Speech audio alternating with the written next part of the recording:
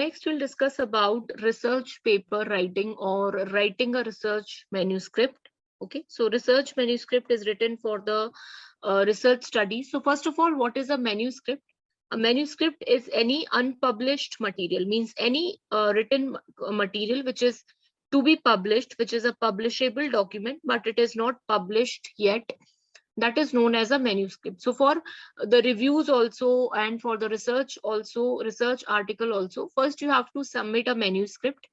That manuscript will be reviewed and approved by the editors or the reviewers, and then your article will be published. So now we'll discuss about the scientific research manuscript. So scientific manuscript is the ultimate and unarguably one of the most important components of research. Okay, so now the scientific manuscript which is done or which is written. So because whatever the study is done, okay, so the findings of that, how successfully the study is done, and what are the result you have obtained, what are the findings from the study, so how it will be communicated to the readers. So the information that it will be communicated to the readers through that research manuscript only. So hence it is required that this research, hence it is required the research manuscript which is published, it should be written in a proper manner, in a concise, relevance, and a transparent manner, so that the manuscript can be read and it can be understood by the readers well. Okay, so hence in the manuscript, when anyone is writing, like when as an author you are writing a manuscript, so your main responsibility is that you have to present all the findings, the methodology, result, everything in the manuscript you have to write very clearly. It should be transparent so that it can be used by future generations, by current generation, for doing any particular research, or to replicate that same methodology, or to with the help of that literature also, that new research can be developed or can be designed. So hence it is the most important part of a research which is done.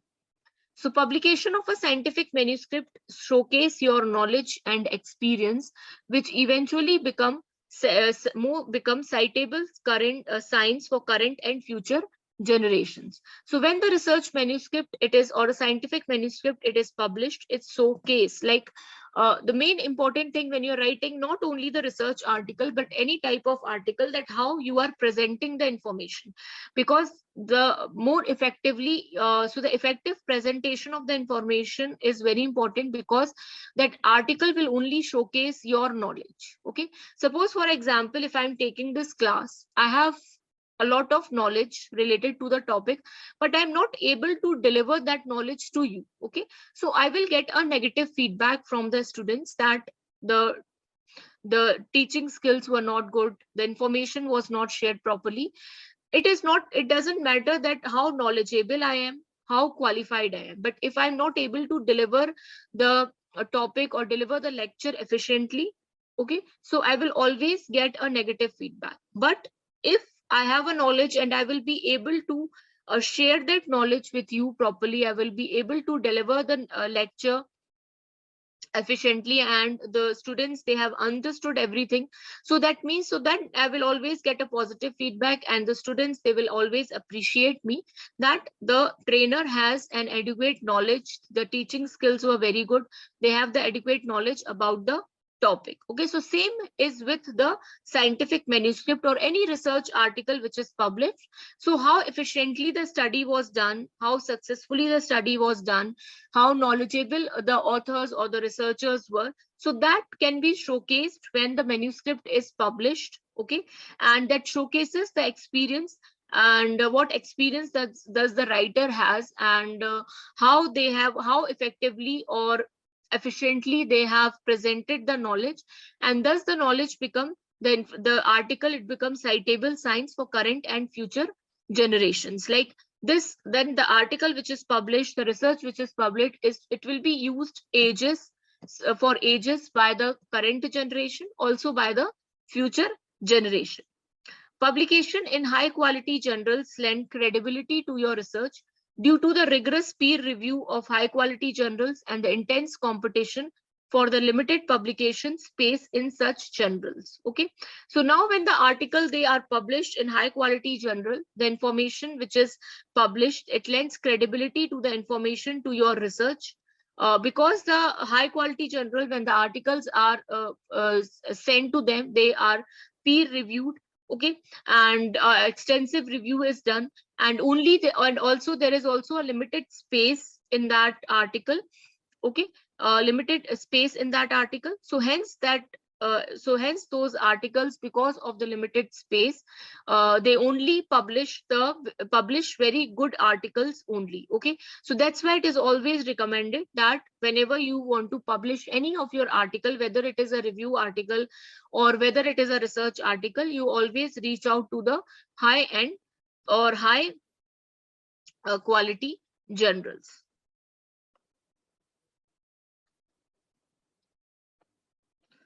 What is the role of different individuals in writing a manuscript and in the publication of the manuscript? First is the writers. So first part which is done by the writers, because writers are only responsible for writing the manuscript. Okay, so to convey the important contributions to the broadest audience possible, while convincing the specialist that the findings are credible.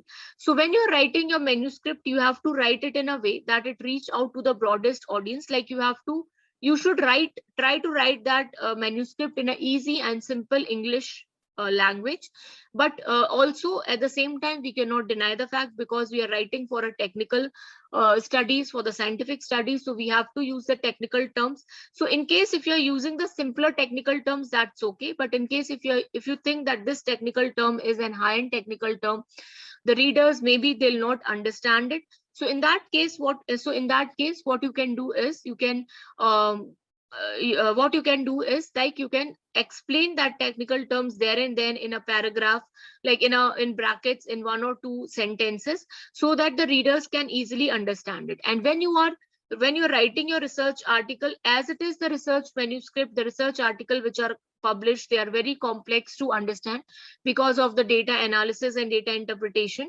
But in case if you have interpreted your data efficiently and you have written the article in simple language, then it will become easier for the readers to understand it, and hence the article will reach out to the broadest audience. And also, but you should not deny, like you should not skip some important information because you think that the readers will not understand it. So not because of that, because for the research manuscript, you have to understand that your major audience are the scientists, the researchers, healthcare professionals, doctors, and the students who are doing their academic qualification in the same field.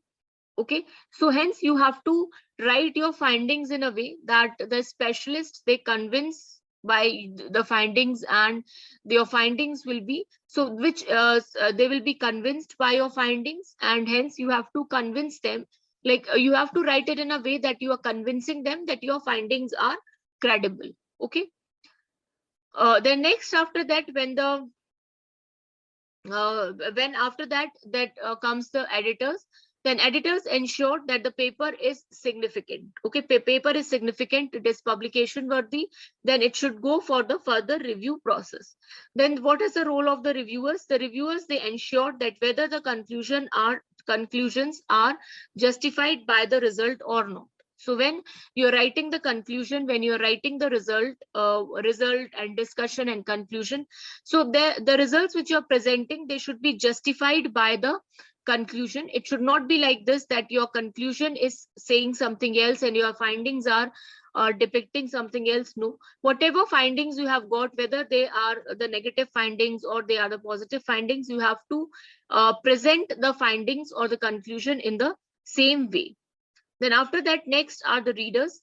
So readers, quick understanding of the conceptual conclusions of the paper before deciding whether to dig into the details. Okay, so now after the review, the article is published. Okay, and the readers and then the readers are required that they should quickly understand. It should be written in a way that the readers they understand quickly the conceptual conclusion and of the article. They'll, from the title and the abstract only, they will understand that this article is significant. It got some information which is significant, And then before deciding into that whether they have to go in the details or not, they should go into the details for whether they have to dig into the details or not for going through the literatures. So they should decide from the conclusion, from the abstract, from the title, that whether they will go forward to read the article or not. Because when you're writing the title and when you're writing the abstract, that our title, right, abstract and the abstract and the title is the very first thing which is read by the readers. So the title and the abstract, it should be written very efficiently, because on the basis of that only the readers will decide that whether they have to go forward to read the article or not. Okay, understood? Okay, so now we will discuss that how this research manuscript can be written. So there is no proper format which we can discuss for writing the research manuscript, because each research study has a different methodology, and according to methodology only the research is written. So there are reporting guidelines which are given depending upon the methodology, depending upon the methodology, that what is a study, and what is a study, like it is a randomized control trial, so which guideline will be followed for writing the randomized control trials. Okay, so now but that those reporting guidelines we'll discuss later when we will discuss in module number 7. For now we will be discussing certain rules which you can follow for writing a research manuscript, like how you can write the title, how you can write the abstract, introduction and all. The methodology part we will not be discussing here, that we will discuss in module number 7, that what you have to write in methodology, because methodology varies from study to study, like because every studies they are using an explicit methodology approach for doing that study. So that how for doing that study or how that study is done. So for that purpose we will discuss later, later in module number 7. For now, we will discuss certain rules which are related to the like which you can follow while writing a research manuscript. Okay, so first is rule number 1, which is focus your paper on a central contribution which you communicate in the title. Now the very first thing which is written in the manuscript and which is also read by the readers, that is the title. Okay, so when you are going through the title, you have to focus on when you're writing a title.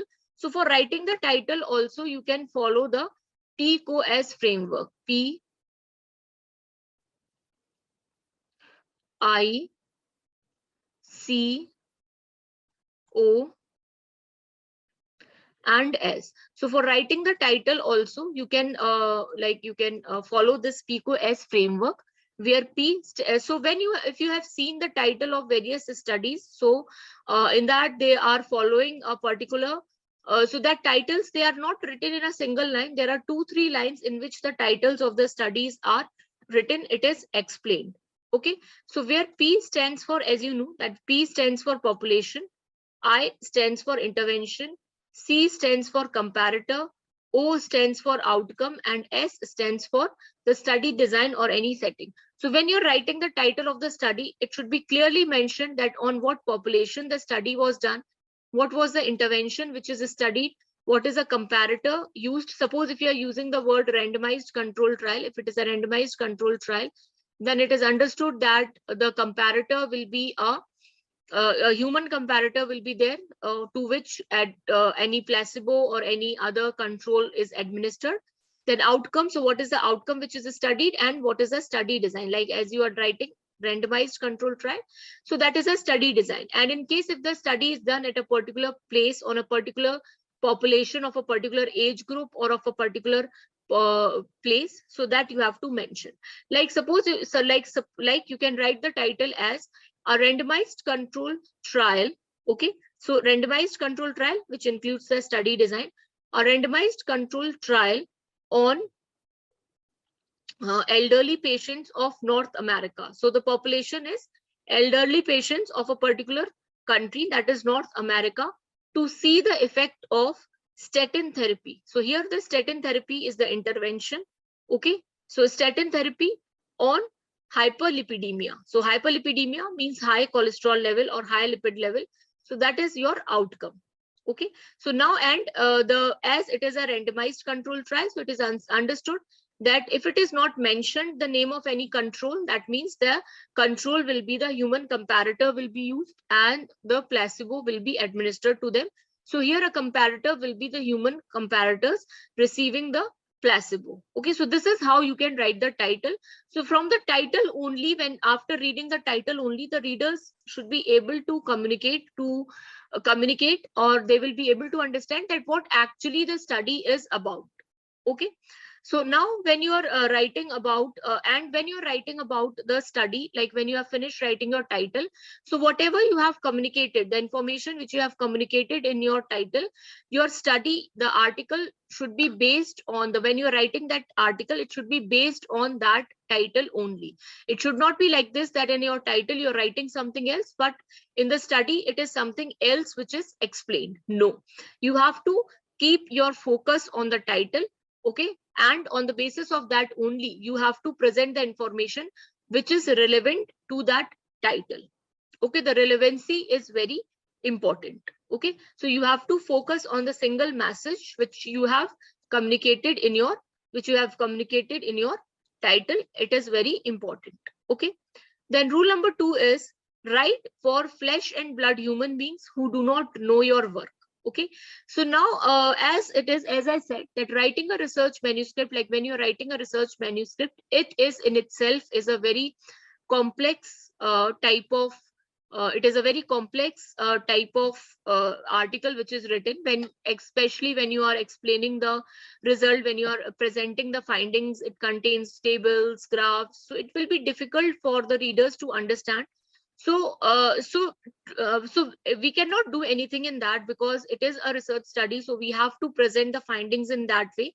But what we can do is, like when we are writing the introduction or any other information, so we can make that information, or we can use the technical terms, like we can define the technical terms clearly which we are using in our study. And if we are using any abbreviations or acronyms, that we can that we can define clearly. So that is so this is how we can make the information easier for the readers to understand. Okay, so now the readers will they will be able to understand it easily when you are defining the technical terms, when you are writing in a plain English. So they will be able to understand your work, or whatever you have written, whatever information you are giving in your research manuscript easily. So hence it is important that you should define the technical terms clearly and avoid using too much abbreviations and acronyms in your article. Okay, and if you're using the abbreviations and acronyms, then give that explain those acronyms as well in your article. The meaningful form of those abbreviations also you should give, so that the readers can easily understand that what is the meaning of this abbreviation which you have used in your article. Okay, understood? Is it clear? Now we'll discuss rule number 3, that is stick to context, content, conclusion, CCC scheme. Okay, so now this CCC scheme can be applied over the CCC scheme. It can be applied over the paper scale, as well as it can be applied on the paragraph scale. Okay, so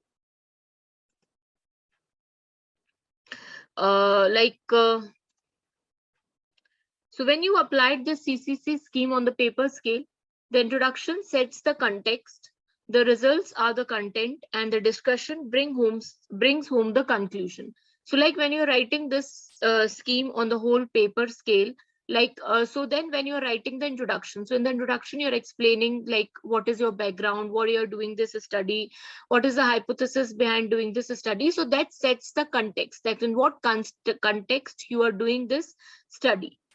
Okay, then the results are the content. So then when when the study is done, before the study is done, all the claims, all the claims, and whatever you are whatever the study it is just a hypothesis.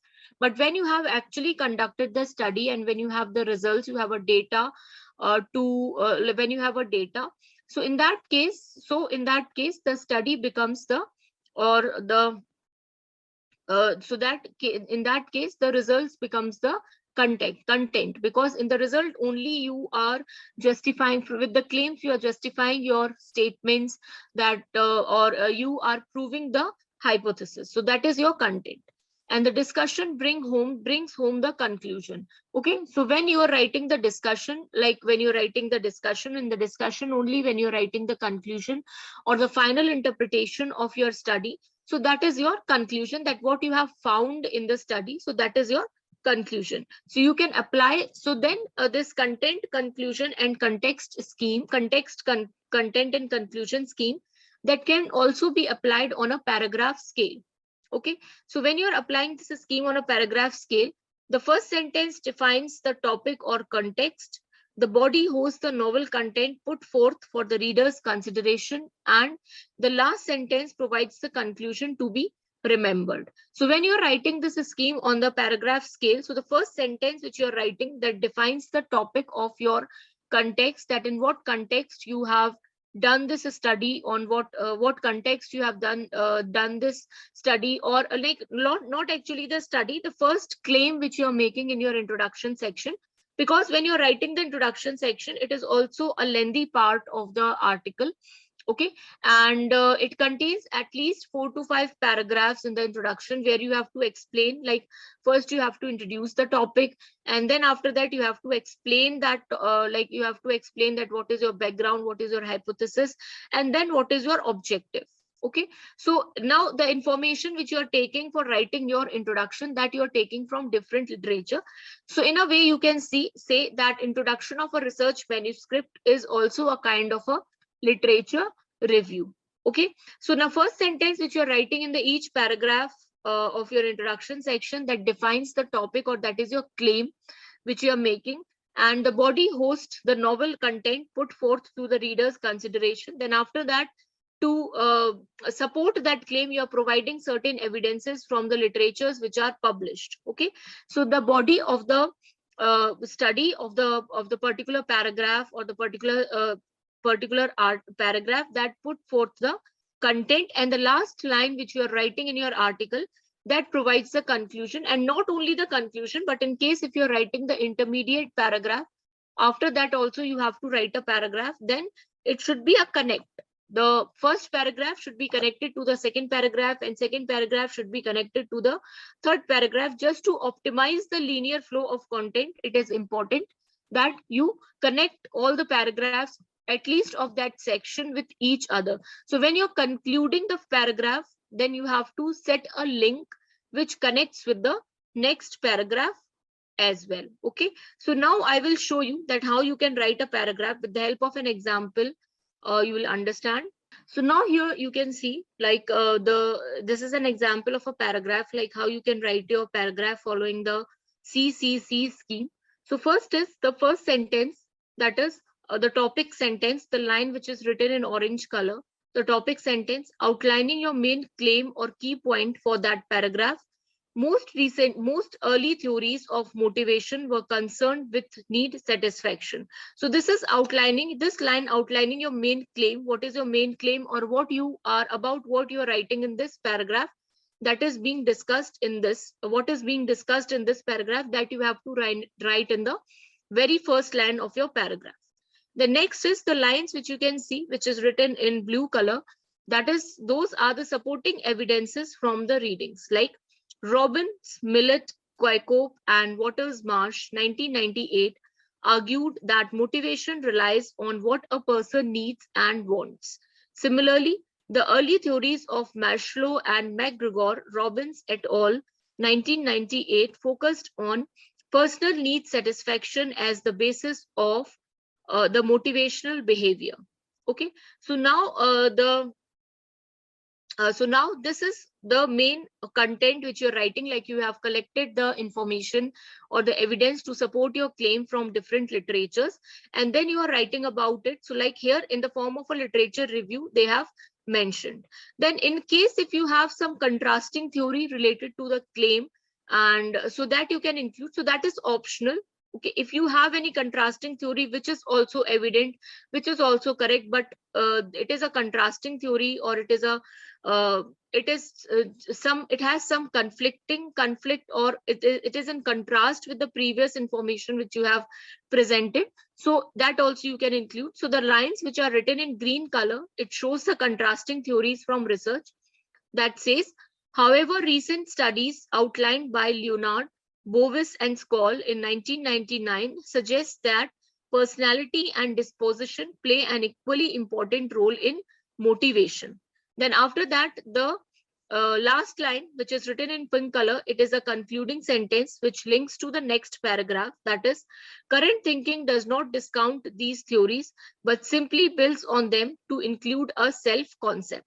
Okay, so this is how, in the same way, you have to write your paragraph of each section, whether it is an introduction section, whether it is a result section, whether it is an abstract. So you have to follow this context, content, and conclusion scheme, CCC scheme.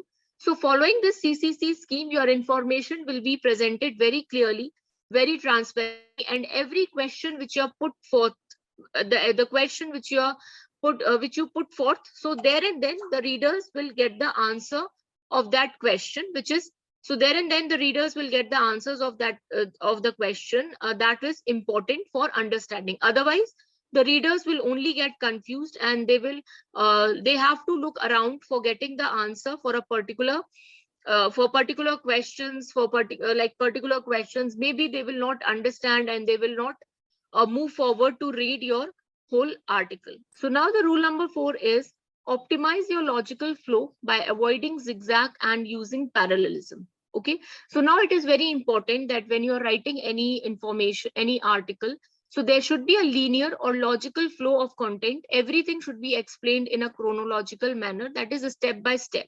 No puzzled or jumbled information should be provided, otherwise the readers won't understand. They will stuck to a particular section.